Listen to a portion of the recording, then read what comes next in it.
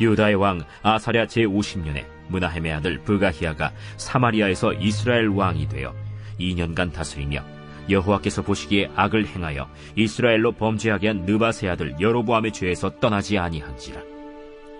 그 장관 르말랴의 아들 베가가 반역하여 사마리아 왕궁 호위소에서 왕과 아르곡과 아리엘을 죽이고 길르앗 사람 50명과 더불어 죽이고 대신하여 왕이 되었더라. 브가히야의 남은 사적과 그가 행한 모든 일은 이스라엘 왕 역대 지략에 기록되니라. 유다의 왕 아사랴 제52년에 르말랴의 아들 베가가 이스라엘 왕이 되어 사마리아에서 20년간 다스리며 여호와께서 보시기에 악을 행하여 이스라엘로 범죄하게 한 느밧의 아들 여로보암의 죄에서 떠나지 아니하였더라. 이스라엘 왕 베가 때 아수르 왕 디글랏 빌레셀이 와서 이온과 아벨벳 마가와 야노아와 게데스와 하솔과 길르앗과 갈릴리와 납달리 온 땅을 점령하고 그 백성을 사로잡아 아수르로 옮겼더라. 우시야의 아들 요담 제20년에 엘라의 아들 호세아가 반역하여 르말랴의 아들 베가를 쳐서 죽이고 대신하여 왕이 되니라. 베가의 남은 사적과 그가 행한 모든 일은 이스라엘 왕 역대 지략에 기록되니라. 제가 어느 날 아주 평범한 사진 한 장을 보게 되는데 우연치 않게 누가 논두렁 안과 논두렁 밖의 풍경을 사진 한 장 안에 다 나오도록 찍은 거예요. 그런데 제가 그걸 보면서 이상하게 했던 게 뭐냐면 논두렁 안의 풍경은 어땠냐. 물론 사람의 손이 가서 그렇겠지만 각각의 식물들이 자기 경계를 지키고 똑바로 서 있는 거예요. 그런데 작은 개울을 사이에 두고 한 1m 남짓일까요? 그 논두렁 밖에는 잡초들이 자라고 있었는데 이 잡초들의 특징이 뭐냐라고 하면 일단 논두렁 안의 식물들보다는 더 억센 생명력이 있어 보였어요. 그리고 훨씬 풍성했습니다. 그런데 이건 뭐 네 땅 내 땅 할 것 없이 마음대로 자라면서 서로 막 뒤엉켜 있는 거예요. 그러니까 이게 어디까지가 네 줄기고 어디까지가 내 줄기인지 알 수가 없는 거예요. 그 살아가는 모양이 너무 다르더라고요. 그래서 제가 그 사진을 보고 학자들이 말하는 잡초와 이 작물의 차이가 뭔지를 좀 찾아봤거든요. 그런데 이게 엄청난 존재의 차이가 있더라고요. 그게 뭐냐? 일단 작물의 경우에는 잡초처럼 줄기나 잎사귀가 무한정 뻗어나가지 않아요. 그 성장에 한계가 있습니다. 그러면 이유가 뭐냐? 작물이 잡초보다 생명력이 없어서 그런 게 아니에요. 이 작물들은 땅속의 양분이나 수분을 빨아들이는데 그 빨아들인 에너지를 내 성장을 위해 쓰는 게 아니라 열매를 맺는 데 쏟아부어요. 그러니까 열매를 생산하느라 내 성장이 제한되는 거죠. 그런데 잡초는 왜 잡초라고 하냐? 그들도 땅의 양분과 수분을 흡수하는데 그걸로 생산하는 열매가 하나도 없어요. 그리고 그게 내 몸집 불리는데 전부 다 쓰이는 거예요. 그러니까 작물과 잡초는 존재적 의미가 완전히 다른데 말하자면 이런 겁니다. 작물은 사는 내내 먹을 것을 내놓는 존재예요. 그런데 잡초는 사는 내내 먹힐 것을 찾는 존재예요. 그러니까 아주 상식적인 말이지만 먹을 것을 내놓는 작물 곁에는 생명이 정착하고 거기 문명이 생기고 낳고 낳는 일이 일어나요. 그런데 나에게 먹힐 것을 찾는 이 잡초 곁에는 황폐해지는 거예요. 왜입니까? 아니 그 곁에 있으면 그가 나를 먹을 텐데 누가 그 잡초 옆을 가겠으며 누가 그 잡초밭에 정착을 하겠어요. 그런데 만약에 누군가가 그 잡초밭에 정착을 하고 살겠다, 한번 살아봐야 되겠다라고 할 때 제일 먼저 하는 일이 뭐겠어요? 잡초와 나는 공존이 안 되는 거예요. 네가 살든 내가 살든 이렇게 해야 되는 거죠. 그러니 낫을 대고 깨끗이 잡초를 뽑은 다음에 잡초가 있던 자리에 작물을 심겠죠. 그러니까 하나님께서 창조 시에 인간을 창조하시고 지상 명령을 주셨는데 그 지상 명령이 뭐였습니까? 너는 생육하고 번성하라는 거예요. 그런데 이 생육하고 번성하라는 말에는 굉장히 중요한 전제가 있는 거예요. 그게 뭐냐면 그곳에 먹는 존재가 아니라 먹을 것을 내놓는 존재, 열매 맺는 것이 먼저 있어야 되는 거예요. 열매를 주지 않은 다음에 생육하고 번성하라고 할 수는 없는 거죠. 열매가 있어야 그 다음에 지상명령이 있는 거예요. 그런데 잡초가 그곳을 장악하고 있다면 생육하고 번성하라는 명령이 성립될 수가 없는 거예요. 잡초가 그걸 막거든요. 그래서 제가 흥미가 생긴 게 에덴 동산은 말 그대로 생명이 충만한 곳이었거든요. 그러면 거기 하나님이 심어 놓으셨던 작물들은 뭐가 있을까? 그게 궁금해진 거예요. 그래서 창세기 1장 11절을 펴봤어요. 거길 보니까 하나님이 애초에 만드신 창조물이 뭔지 아십니까? 에덴 동산 땅에는 풀과 씨 맺는 채소와 열매 맺는 나무들을 만드셨다라고 해요. 그런데 여기서 풀은 히브리어로 데시아라고 하는데 이게 뭐냐면 이가 약한 양이 먹는 연한 채소 있죠. 이걸 데시아라고 해요. 그러니까 하나님이 만드신 에덴 동산에 먹지 못하는 식물이 있었냐? 없었어요. 전부 다 어떤 동물들이 생명을 유지해야 되는 것들이 먹을 수 있는 것만 있었어요. 애초에 에덴 동산에는 잡초가 없었다는 거예요. 여러분, 하나님이 아담과 하와에게 생육하고 번성하라 라고 하시면서 주신 것은 열매밖에 없었던 거예요. 여러분, 잡초는 그래서 하나님이 만드신 창조물이 아니라 땅이 타락하면서 나온 이상한 생명체예요. 그래서 성경은 잡초를 생명으로 규정하지 않는 것이고 생육과 번성을 계획하는 곳에 잡초가 있으면 하나님은 반드시 그곳에 낫을 보내 뽑으시고 태우시는 거예요. 그런데 여러분, 이건 사람도 마찬가지입니다. 복음서를 보면 예수님께서 사람에게 요구하시는 한 가지가 나와요. 그게 뭐냐? 열매예요. 그런데 여러분, 열매를 요구하시는 이유가 뭐겠어요? 네가 힘들게 얻은 거 다 내놔라, 이게 아닙니다. 하나님이 사람에게 열매를 요구하시는 이유는 네 정체를 드러내라는 거예요. 즉, 그 사람의 본질이 잡초인 사람은 일평생 나에게 먹힐 것만 찾아내었기 때문에 내놓을 열매가 없어요. 그러니까 자기 에너지를 열매 맺는 데 쓴 적이 없어요. 그러니까 정말 이상한 게 분명히 이 사람 겉모습이 그럴듯해요. 그런데 그 사람 옆에 번성하는 게 없어요. 자꾸 사람이 떠나고 옆에 있기만 하면 자꾸 사람들이 상처받고 뭔가 뺏기고 길을 빨리고 나 때문에 잘 있던 공동체가 분열되고. 여러분, 만약에 이렇게 되면 그는 누가 뭐래도 잡초인 거예요. 그 본질이.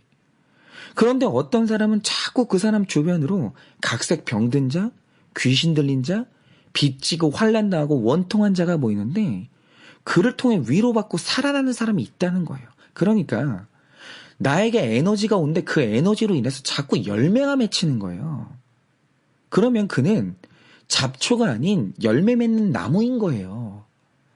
그래서 하나님이 어떤 가정의 공동체 생육하고 번성하게 하실 때 먼저 하시는 일이 뭡니까? 그곳에 있는 이 잡초를 뽑을 낫을 보내시는 거예요. 그리고 그 안에 열매 맺는 나무와 채소를 다시 심으시는 거예요. 저는 오늘 말씀의 북이스라엘에게서 바로 이걸 보게 되는데요. 우리가 어제부터 북이스라엘 왕들의 모습을 보게 되는데 지금 이 사람들이 시간이 지나면 지날수록 북쪽 왕들이 보여주는 모습이 뭡니까? 이 권력욕 때문에 미쳤는지 자기가 왕이 되겠다고 서로를 잡아먹기 시작하는데 오늘 말씀도 보세요. 무나헴의 아들 부가이아가 왕이 됐어요. 그러자 그 밑에 있던 장관인 베가가 자기가 섬기는 왕을 죽이고 스스로 왕이 됐어요. 내가 내 왕을 먹었어요. 그런데 그 광경을 보고 야, 나도 왕이 될 수 있겠다고 생각한 호세아가 반역을 하더니 베가를 먹고 자기가 왕이 돼요. 여러분, 이렇게 반란으로 죽이는 일이 왕국의 끝으로 가면 갈수록 심각해지는데 여기서 보게 되는 모습이 뭡니까? 이 나라 왕들 중에 남이 먹을 것을 내놓는 열매 맺는 나무가 한 그루도 없는 거예요. 전부 나에게 먹힐 것을 찾아다니는 잡초 같은 인간들밖에 없는 거예요. 그런데 북쪽 나라를 잡초가 장악했다는 게 뭘 의미하겠습니까? 이제 여기는 생육하고 번성하는 역사가 끝났다는 거예요. 그런데 여러분, 이 가나안은 잡초의 땅이 아니에요. 여러분, 이 땅의 주인은 하나님이에요. 하나님은 이 땅에서 생육하고 번성할 계획을 아직 포기를 안 하셨어요. 그래서 하나님께서 오늘 이 잡초를 베는 낫을 보내셨는데 그게 뭡니까? 바로 그게 29절에 나오는 아수르예요. 여러분 우리가 열왕기하를 보면서 지금까지 나왔던 나라들이 어떤 나라들입니까? 에돔, 아람, 모압 이런 나라들이었는데 이 나라들은 이스라엘의 잡초들을 뽑으라고 보낸 나라들은 아니에요. 이들을 까지는 혹시 북이스라엘이 열매를 맺을까 해서 하나님이 계속 가지치기 해주는 나라들이었던 거예요. 그러니까 이 나라는 이스라엘을 멸망시키려고 온 나라가 아니라 단순히 괴롭히려고 온 나라였다는 거죠. 그런데 오늘에 와서 이제는 북쪽 왕들의 정체가 잡초라는 게 너무 명확히 드러났어요. 이들은 열매를 맺을 수가 없어요. 그러자 하나님이 보낸 나라가 어딥니까? 그게 바로 이제 잡초를 뽑는 아수르를 보내신 거예요. 여러분 하나님은 잡초를 아끼시는 법이 없어요. 잡초가 있는 곳에는 이제 아수르를 보내서 아예 뽑아내시는 거예요. 그런데 아수르가 이 잡초를 뽑아내고 나면 이제 거기에 하나님께서 열매 맺는 나무를 다시 심으시는 거예요. 그래서 오늘 하나님께서 보낸 아수르는 우리 원수가 아니라 내 안에 잡초를 뽑고 생명을 다시 심기 위해 수고하는 이 고마운 존재인 거예요. 제가 지금 2기 1대1 훈련을 하고 있는데 사실 훈련을 받고 계시는 우리 훈련생들이 힘드실 거예요. 그런데 훈련을 시키는 제 마음도 굉장히 힘들어요. 왜 그러냐면 이 1대1 훈련의 전제가 뭐냐면 우리 마음에 열매 맺는 것을 막는 잡초가 없으면 1대1 훈련을 할 필요가 없어요. 그런데 1대1 훈련을 하면요. 내 안에서 선한 것들을 잡아먹고 영적으로 번성하지 못하게 만드는 무서운 죄의 잡초들이 있다라는 거예요. 그런데 이 훈련의 목적이 뭐냐면 잡초가 발견됐을 때 이걸 잘라주는 게 훈련이 아니에요.